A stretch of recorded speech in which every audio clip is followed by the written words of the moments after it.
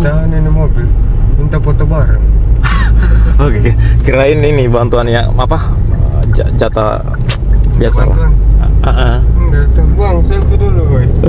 Ditahan semua ya? Berarti Medan sudah kenal semua ini?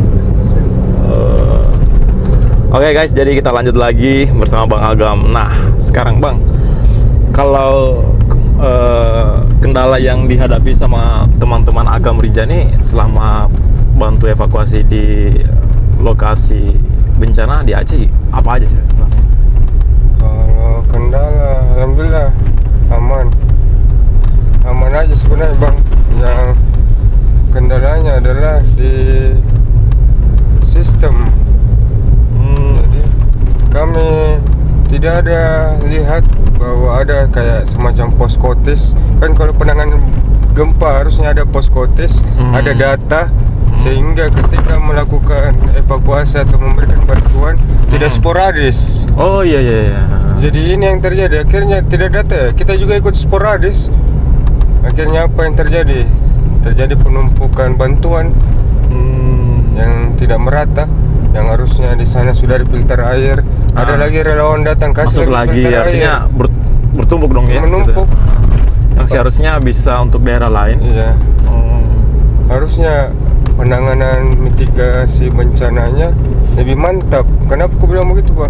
Karena pembentukan BNPB awalnya memang kan dari Aceh. Pasca tsunami Aceh mulailah dibentuk namanya BNPB. Nah, kenapa BNPB yang di Aceh kayak kalang kabut? Berarti ada sistem yang salah tuh Bang. Selain itu memang BNPB-nya jadi korban juga. Iya, korban bencana juga ya. Kasihan kantor-kantornya saja tenggelam. Bagaimana mau evakuasi orang? Bagaimana mau bantu kan? Kalau kantor saja terkena bencana.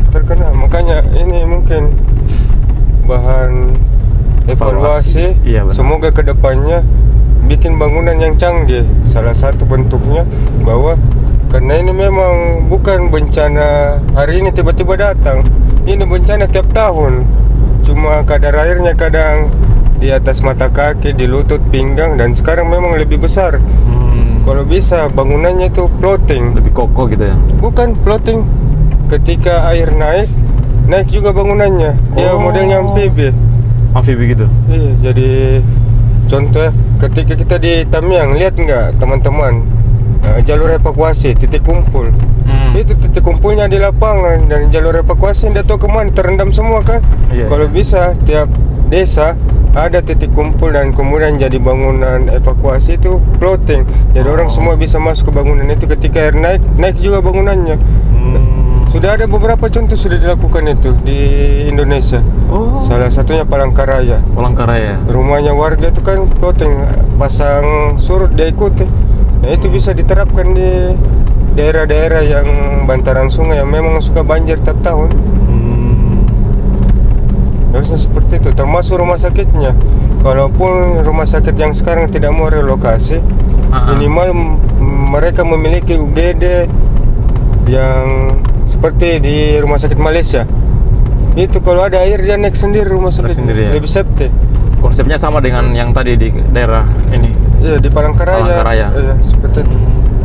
Itu yang kemudian ini mau saya bilang bahwa mitigasi bencana ini kadang dianggap remeh sama orang-orang, sudah mulai dilupakan. Nanti ada bencana baru mulai lagi mau bikin pelatihan apa lagi. Tanggap daruratnya begitu ya. Dan harusnya memang simulasi bencana harus setiap bulan digelar. Triwulan minimal ya? 3 bulan sekali. Paling tidak orang tahu bahwa kalau evakuasi seperti ini larinya ke sana. Kadang kan orang tidak tahu atau bahkan tidak ingat lagi karena persoalan panik. Iya benar. Akhirnya yang harusnya masih bisa selamat karena kepanikan akhirnya bisa menimbulkan tingkat kecelakaan lebih tinggi, lebih fatal gitu ya. Lebih fatal. Salah satu contohnya tuh, rumahnya cuma banjir sepinggang. Kabur dia dari rumah, banjir. Pergilah di atas tembok, tembok genteng gitu. Tambak Udang. Ah, Lebih dalam. Ngapain dia semalaman di sini? Padahal di rumahnya kan Bisa.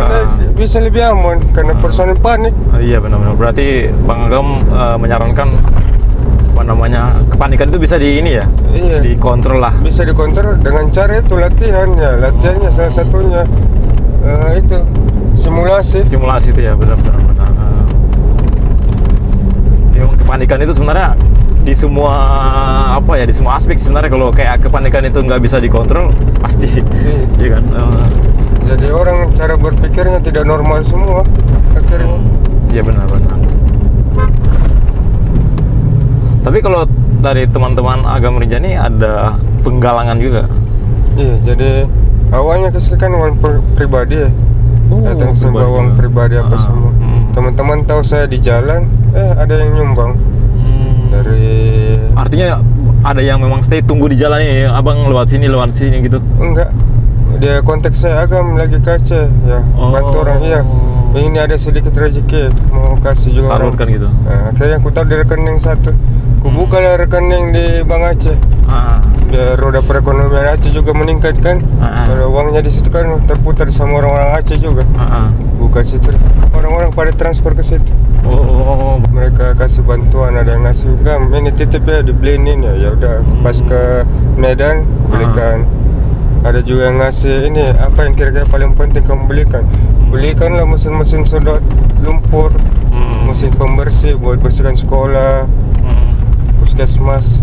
Tapi sejauh ini teman-teman tersebar semua ya di masih. tiga provinsi ini. Ini masih membersihkan rumah sakit Rantau, tim masih membersihkan pasang instalasi rumah sakit daerah Tamiang. Teman-teman di puskesmas Tamiang Hulu, kemudian di Babo bikin toilet, bersihkan sumur. Kemudian di Sekumur, teman-teman di Mbalalas di sana juga lagi pasang sumur bor.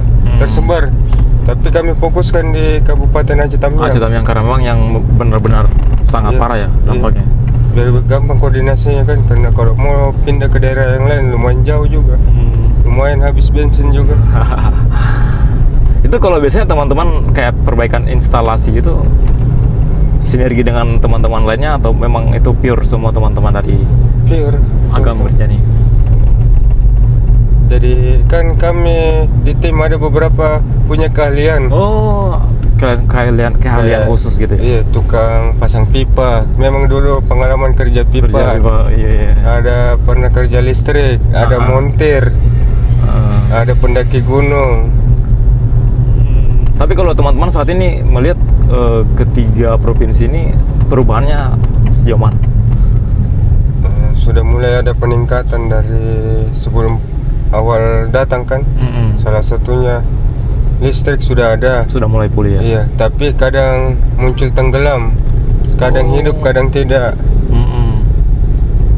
Jalan sudah mulai dibersihkan pakai alat berat. Syukur banget ya, karena akses kan. Karena kalau mau pembangunan lebih cepat ya akses paling penting. Soalnya kan beberapa juga untuk distribusi logistik juga kan, kalau akses terbatas juga ya kan.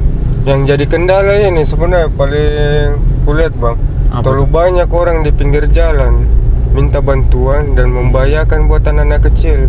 Coba itu nanti dilihat, itu pada minta di jalan. Belum kamu namanya ada blank spot, truk, apa semua. Dan itu memperlambat distribusi ya? Distribusi. Jalan ya, benar. Mobil di depan bagi bantuan, ketahan, truk di belakang ketahan, itu kali berapa waktu yang harusnya setengah hari perjalanan ditempuh sehari. Akhirnya setengah hari barang sudah harus datang, mulai dikerjain, akhirnya besoknya lagi baru bisa dikerjain karena sudah telat waktunya. Ya sih, sempat sih kemarin cerita sama beberapa warga sih, ya Bang ya. Itu memang menjadi perhatian sih sebenarnya anak-anak yang dengan kata dia harus minta-minta lah di jalan. Jadi itu membuat ini juga sangat membahayakan buat nyawanya kan. Iya. Itu biasanya kondisi seperti itu siang ditemukan atau malam sih? Pernah saya temukan malam hari, jam malam. 10 pagi, jam 9, jam 11, jam hari, siang. Nggak mengenal waktu berarti ya? Dan coba kita lihat nanti bang, coba diwawancara. Orangnya itu dari mana? Apakah benar Warga gitu. warga yang berdampak banjir atau tidak? Jadi rencana teman-teman ini komitmennya sampai kapan nih? Sampai stay-nya? capek bang. Sampai capek, Kalau sampai udah pulih. capek balik, Capek ganti gitu atau capek pulang. kalau merasa fit datang lagi gitu. Iya. Wah. Namanya juga relawan bang, Oh, bukan benar, Bang. karyawan kan. Tapi sejauh ini teman-teman masih fit terus, alhamdulillah. Nah, mantap. Itu guys, jadi ternyata teman-teman relawan dari Agam Rijani itu selain membantu distribusi logistik, juga membantu instalasi kelistrikan dan juga membersihkan beberapa bangunan-bangunan yang sangat penting buat masyarakat. Jadi sekarang Bang Agam mau ke Medan terus balik ke Jakarta dulu nih. Mau meeting dulu di sini. Meeting, cari duit dulu. Baru balik lagi ke sini. Kerja dulu, kerja. Jadi gini guys, itu Bang Agam berarti bisa dikatakan cari duit bukan buat diri sendiri ya. Buat kekuatan untuk kembali lagi ke sini nih. Iya, betul. Mau tanda tangan kontrak dulu juga. Sama apa Bang? Sama kerjaan film kan. Oh, Mau iya. buat film. Mau buat Biar film ada guys. duitnya, biar bisa beli bensin sama beli perlengkapan di posko untuk bantu masyarakat kan.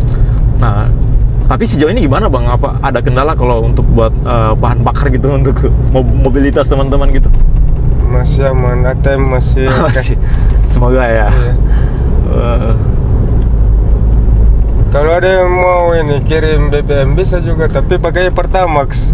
Pertamax. Ya, buat teman-teman mungkin buat teman-teman yang berada di luar ketiga provinsi ini ataupun siapapun mungkin mau bantu support Agam untuk membantu saudara-saudara kita yang terdampak bencana, ya mungkin bisa disalurin lewat apa nih Bang? Ya, ada di bawah ini tertulis. Oh, di bawah ya. Siap. Nanti saya cantumin ya guys.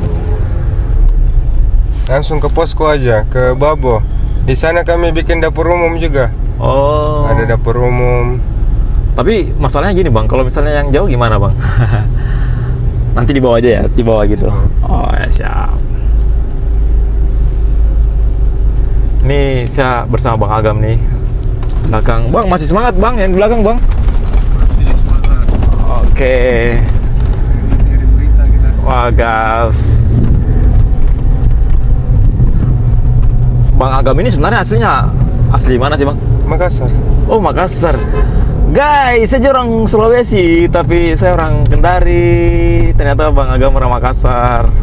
Dan saya yakin teman-teman yang tahu Bang Agam pasti sudah tahu ya. Bang Agam itu viral banget tuh, menguasai dunia per media sosial saat itu Bang. Katanya orang-orang ini apa? Pemandu gunung tersohor. Sembarang dia bilang ya. Iya. Tapi gimana Bang perasaannya ketika saat ini sudah terkenal ini Bang? Nggak enak. Nggak enak ya? Nggak enak katanya, nggak enak gitu. Kenapa enak. Bang? Kenapa Bang?